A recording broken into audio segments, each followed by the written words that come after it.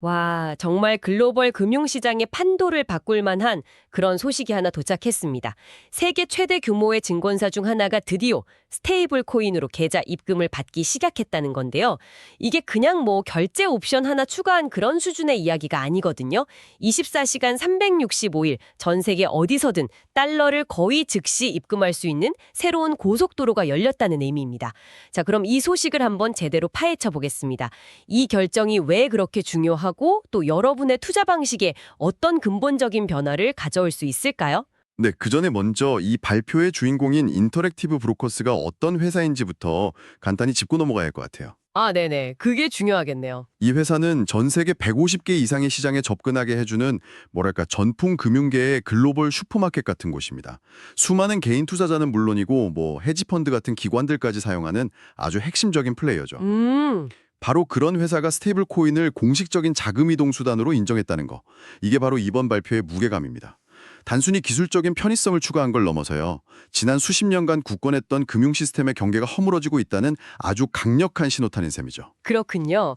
그럼 구체적으로 어떤 기능이 도입된 건지부터 좀 살펴보죠. 스테이블 코인 입금이라고 하면 아직은 좀 막연하게 느껴질 수 있거든요. 네, 핵심은 아주 간단하면서도 강력합니다. 고객이 자기 계좌에 USDC, 그러니까 USD 코인이라는 스테이블 코인을 입금하면요. 시스템이 이걸 받아서 즉시 미국 달러로 자동 변환해주는 구조입니다. 아, 즉시 그리고 자동으로요? 네, 여기서 가장 중요한 단어들이죠. 그리고 이 모든 과정이 24시간 주 7일 휴일 없이 작동한다는 게 또 하나의 핵심이고요. 24시간 365일. 와, 예를 들어서 이런 걸 생각해 볼 수 있겠네요.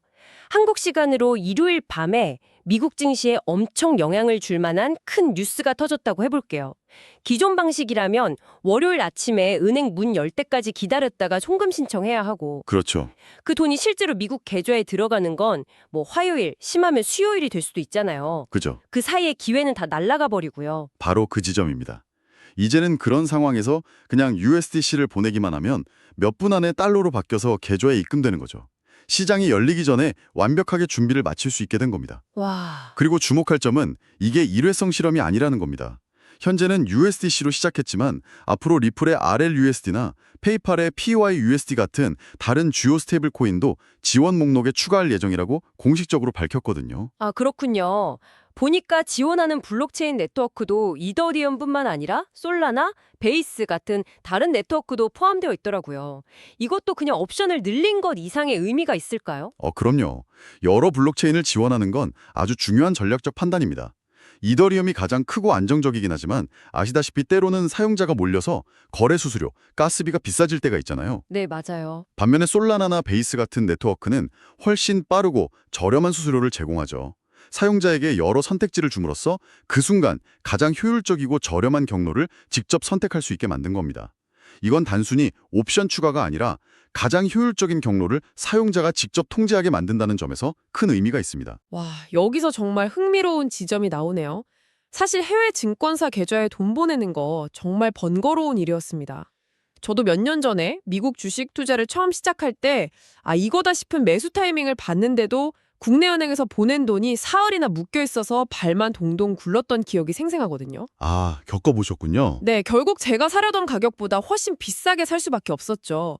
기존 은행 송금 방식의 그 고통과 비교하면 이번 변화는 거의 혁명적으로 느껴지기까지 합니다. 그 경험이 바로 인터랙티브 브로커스가 왜 이 기능을 도입했는지를 정확히 설명해 줍니다. 왜 굳이 암호화폐 기술인 스테이블 코인을 도입했을까? 바로 기존 방식의 한계가 너무나도 명확했기 때문입니다. 네, 방금 말씀하신 것처럼 전통적인 해외 송금, 그러니까 스위프트망을 이용하는 방식은 처리 시간이 며칠씩 걸리고 은행 영업 시간에만 가능했죠. 게다가 중간에 여러 중개은행을 거치면서 수수료가 눈덩이처럼 불어나는 경우도 많았고요. 특히 미국 외 다른 나라에 사는 투자자에게는 이게 아주 큰 자금 이동의 병목 현상이었습니다. 정말 기술은 이렇게 발전했는데 금융 인프라는 수십 년 전에 머물러 있다는 느낌을 지울 수가 없었죠. 맞습니다. 하지만 스테이블 코인 입금은 완전히 다릅니다. 블록체인 위에서 움직이니까 거의 즉시 처리되고 시간 제약이 전혀 없죠. 비용도 기존 국제송금 수수료에 비하면 비교할 수 없을 정도로 저렴합니다. 블록체인 네트워크 수수료랑 스테이블 코인을 달러로 바꿔주는 파트너사의 수수료 0.3% 정도가 전부니까요. 말 그대로 국경과 시간의 제약이 없는 투자 환경에 한 걸음 더 다가간 셈입니다. 기술적으로 더 빠르고 저렴하다는 건 알겠습니다. 근데 이건 단순히 편리한 기능 추가 그 이상인 것 같아요. 혹시 인터랙티브 브로커스가 암호화폐 시장에 묶여있는 그 거대한 자금을 전통금융 시장으로 끌어오려는 일종의 전략적인 파이프라인을 구축하려는 의도가 아닐까요? 아, 정확한 통찰입니다. 여기서 우리가 더 큰 그림을 봐야 합니다. 이것은 전통금융이 암호화폐 기술의 효율성을 인정하고 자신들의 시스템 안으로 적극적으로 흡수하는 과정이라고 봐야 합니다. 첫째로 스테이블 코인이 단순한 거래용 자산을 넘어서 이제는 금융 인프라 그 자체가 되고 있다는 명백한 증거입니다.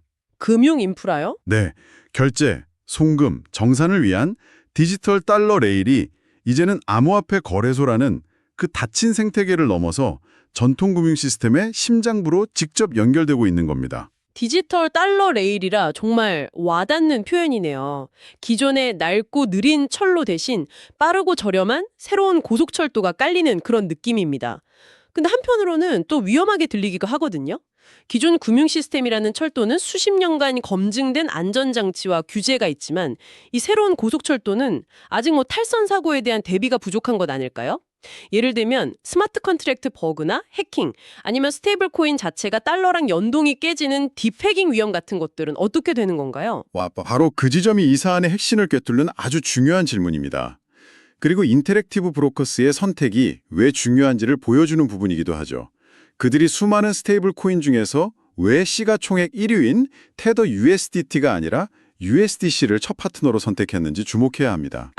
USDC를 선택한 이유가 있군요. 네, USDC는 발행사인 서클이 준비금을 어떻게 보관하고 있는지 매달 투명하게 감사 보고서를 공개하거든요. 반면 테더는 그 부분에서 항상 의혹을 받아왔죠. 즉, 인터랙티브 브로커스는 규제 리스크와 안정성을 최우선으로 고려해서 가장 보수적이고 투명한 스테이블 코인을 선택한 겁니다. 그렇군요. 물론 기술적인 위험이 0%는 아니겠지만 전통 금융기관으로서 감당할 수 있는 위험 수준을 철저히 계산한 결과라고 봐야 합니다. 단순히 기술만 보고 뛰어든 게 아니라 규제와 안정성까지 고려한 전략적 선택이다. 이런 말씀이시네요. 그럼 다른 경쟁사들, 예를 들어 찰스 슈왑이나 피델리티 같은 거대 증권사들은 이 소식을 어떻게 보고 있을까요? 지금쯤 긴급 회의를 열고 있을까요? 분명 그럴 겁니다. 이건 전형적인 혁신가의 딜레마 상황을 만들고 있거든요. 경쟁사들은 두 가지 선택지 앞에서 고민에 빠지게 되죠. 첫째, 수십 년간 잘 작동해온 기존의 스위프트 시스템을 고수하며 안정성을 택한다. 네. 둘째, 인터랙티브 브로커스처럼 약간의 규제 및 기술적 불확실성을 감수하고 더 효율적인 신기술을 도입한다. 인터랙티브 브로커스는 이 효율성이 주는 이점이 리스크를 압도할 것이다. 여기에 베팅을 한 겁니다. 다른 경쟁사들이 낡은 송금 시스템에 의존하면서 머뭇거릴 때 자신들은 한 발 앞서서 미래 금융 인프라를 구축하겠다는 선언과도 같은 거죠. 그렇다면 이 변화가 우리 같은 개인 투자자에게는 구체적으로 어떤 기회나 변화를 가져다 줄까요? 더 빠르고 싸게 돈을 보낼 수 있다는 것 외에 또 어떤 의미가 있을까요? 가장 직접적인 영향은 역시 투자 접근성의 혁신적인 개선입니다. 아까 말씀하신 일요일 밤의 시나리오를 다시 한번 구체적으로 그려보죠. 한국 시간으로 일요일 밤 10시에 어떤 미국 기업이 시장 예상을 뛰어넘는 어닝 서프라이즈를 발표했다고 합시다. 월요일 개장과 동시에 주가가 급등할 게 거의 확실해 보여요. 네, 상상이 가네요. 이전 같았으면 그냥 뉴스를 보면서 안타까워할 수밖에 없었죠. 하지만 이제는 즉시 USDC를 인터랙티브 브로커스 계좌로 보내고 몇 분 만에 달러로 환전한 뒤에 월요일 프리마켓이 열리자마자 매수 주문을 넣을 수 있습니다. 정보의 속도와 자금 이동의 속도가 드디어 일치하게 된 겁니다. 이것은 기회의 창을 훨씬 더 넓히는 그야말로 게임 체인저가 될 수 있습니다. 기회의 평준화라고도 볼 수 있겠네요. 미국 현지 투자자들과 해외 투자자들 사이에 그 시간적 격차가 거의 사라지는 셈이니까요. 맞습니다. 그리고 더 나아가서 이번 사례는 스테이블 코인이 더 이상 투기적인 자산이 아니라 실용적인 결제 수단으로서 사회적인 정당성을 얻는 중요한 계기가 될 겁니다. 세계적인 금융사가 공식적으로 채택했다는 사실만으로도 그 신뢰도와 유용성이 입증된 셈이니까요. 앞으로 다른 증권사나 금융기관들도 경쟁에서 뒤처지지 않기 위해서 비슷한 기능을 앞다투어 도입할 가능성이 매우 높습니다. 결국 이런 경쟁은 투자자들이 더 다양한 선택지와 더 나은 서비스를 누리는 결과로 이어지겠죠. 정리하자면 이런 인터랙티브 브로커스의 결정은 단순히 새로운 입금 옵션 하나가 추가된 것이 아니군요. 지난 수십 년간 굳건했던 전통 금융과 새로운 디지털 자산 세계 사이에 보이지 않는 벽이 허물어지는 대단히 상징적인 순간이라고 볼 수 있겠습니다. 맞습니다. 여기서 우리가 마지막으로 던져볼 질문은 바로 이것입니다. 세계적인 증권사가 이 일을 시작했다면 다음은 어디일까? 다음은 어딜까? 인터랙티브 브로커스는 국경 간 자금 이동의 비효율성을 해결하기 위해서 이 디지털 달러 레일을 깔았습니다. 그렇다면 똑같은 문제를 겪고 있는 다른 산업들을 한번 생각해 보세요. 다른 산업이요. 예를 들면 해외 직구 이커머스 플랫폼에서 판매자에게 대금을 정산해주는 시스템이라던가, 전 세계에 흩어져 있는 프리랜서들에게 대금을 지급하는 글로벌 결제 시스템 같은 것들이 떠오르네요. 기업들이 해외 지사로 자금을 보내는 과정도 훨씬 효율적으로 바뀔 수 있겠고요. 정확합니다. 글로벌 공급망, 국제무역, 대금 결제, 심지어는 해외 개발 원조 자금을 보내는 과정까지. 기존 금융 시스템의 비효율성으로 인해서 시간과 비용이 낭비되던 모든 영역이 이 디지털 달러 레일의 다음 정거장이 될 수 있습니다.